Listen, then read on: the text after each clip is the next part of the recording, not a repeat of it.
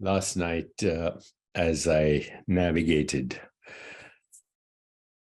multiple dimensions of existence in my sleep and in my dream world, escaping from this dream world, somehow a deeper intelligence told me that I should, for now, wind up this series on the mystery of death, because we've covered a lot of ground.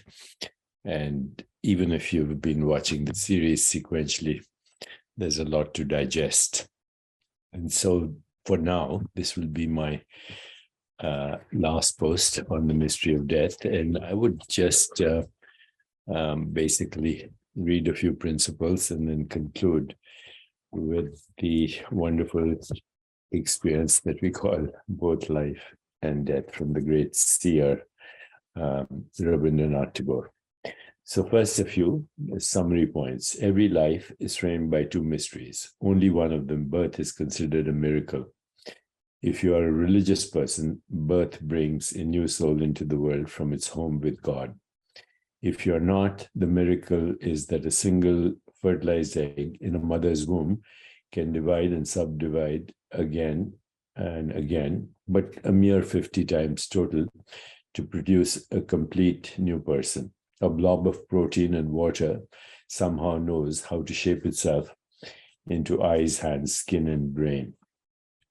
Whatever it is that occurs at death for most people, I believe now from my own experience that it deserves to be called a miracle. And that miracle is that the real you does not die. Here's something that the great Persian poet Rumi says: death is a wedding with eternity. Ludwig Wittgenstein wrote, for life in the present, there is no death. Death is not an event in life. It is not a fact in the world. So here's what I think death accomplishes. And these are miraculous events. It replaces time with timelessness. It stretches the boundaries of space to infinity. It reveals the source of all life, the source of all existence. It brings a new way of knowing that lies beyond the reach of the five senses. So it's also transcendence. It reveals the underlying intelligence that organizes and sustains creation. Whatever you want to call that, the source, God, Allah, Brahman, Ein Sof. In other words, death is a fulfillment of our purpose here on earth. And what we call everyday reality, as I've said, is a virtual reality. The basis for virtual reality is complex. But in simplest terms, a non-physical region exists prior to birth of the physical universe. And this non-physical region is not location in space-time. It's kind of pure geometry. This region is void, but it's far from empty. Just as when you are dozing on the couch, your mind is empty, but can awaken instantly to an infinite choice of thoughts. So the virtual realm, fundamental reality, spaceless, timeless, irreducible, without form, borderless, infinite, and hollow movement, a kind of a hollow movement. So too, you can awaken instantly from the deeper domain of non-locality. In fact, that's where all this experience is being processed right now, including the experience of the conditioned mind. Creation leaps from the void to complete fullness, just as eternity leaps from timelessness into the fullness of time. So, of course, I grew up in India, where the cultural tradition of basic Hindu thought was replete with gods and goddesses. There were innumerable lokas, or non-physical worlds. There was also a hierarchy of angels and demons. And very similar to anything that you might read in Dante.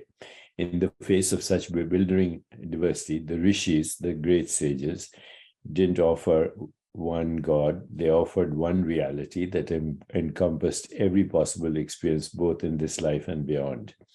They posited that every level of existence was actually a state of awareness. And all these gods and goddesses and archetypal forms were also forms that are generated in the same way as these forms are generated through this everyday reality, the lucid dream and the vivid now. Other worlds, all worlds, including this one, are formed in awareness. Therefore, as creators of these worlds, we can experience them and influence them at will. This is the essence of the one reality. What the rishis were proposing was more like a philosophy. It was an invitation to participate. What the rishis were proposing was more than a philosophy, not more like a philosophy, more than a philosophy, an experience, an invitation to participate in an endless experiment, kind of timeless experiment, because you can keep experimenting till the end of time and realize that time itself is a modified form of timelessness. The purpose of the experiment was to test the truth of reality by exploring it within itself. Okay, so again, the rishis believed that knowledge wasn't external to the knower, but woven inside consciousness. Soul and Atman are a spark of the divine, the invisible component that brings God's presence into flesh and blood. The biggest difference between them is that in the non-dual traditions, the soul isn't separate from God. There is unity between the human and the divine. Awareness of this unity is the necessary step that makes reality dawn in our experience. Something eternal, boundless, unchanging, cannot be personal. Out of habit, we say my soul, but that's misleading. The soul doesn't belong to me the way my house does as a possession, or as my children do as an extension of my flesh and blood. It doesn't belong to me like my personality or my memories. And it is, in fact, the source of all the above. Dying isn't more real than any other moment, but it is, in a way, more definitive. No matter how rich and gifted you are, death is the great equalizer.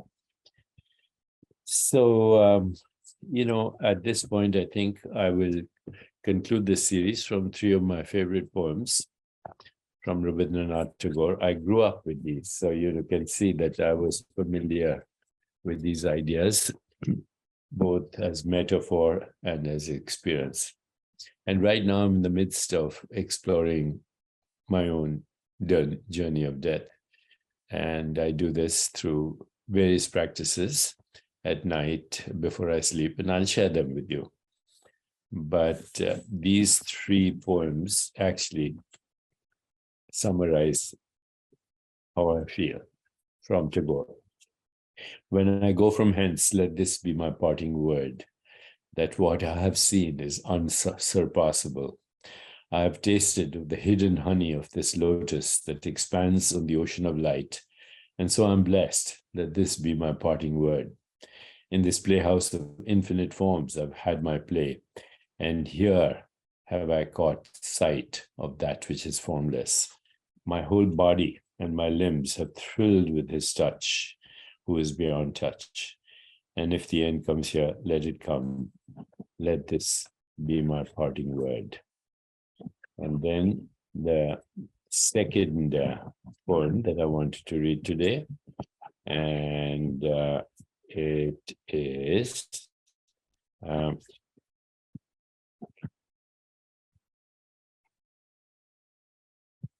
is here.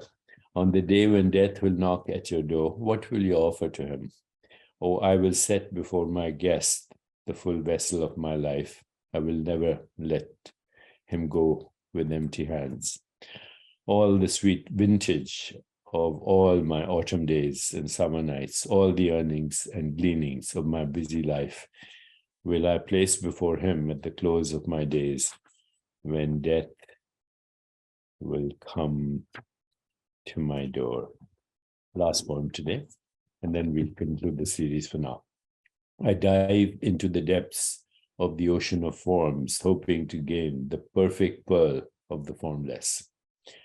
No more sailing from harbor to harbor with this, my weather-beaten boat. The days are long when my sport was to be tossed on waves, and now I'm eager to die into the deathless, into the audience hall by the fathomless abyss where swells up the music of toneless strings. I shall take this harp of my life.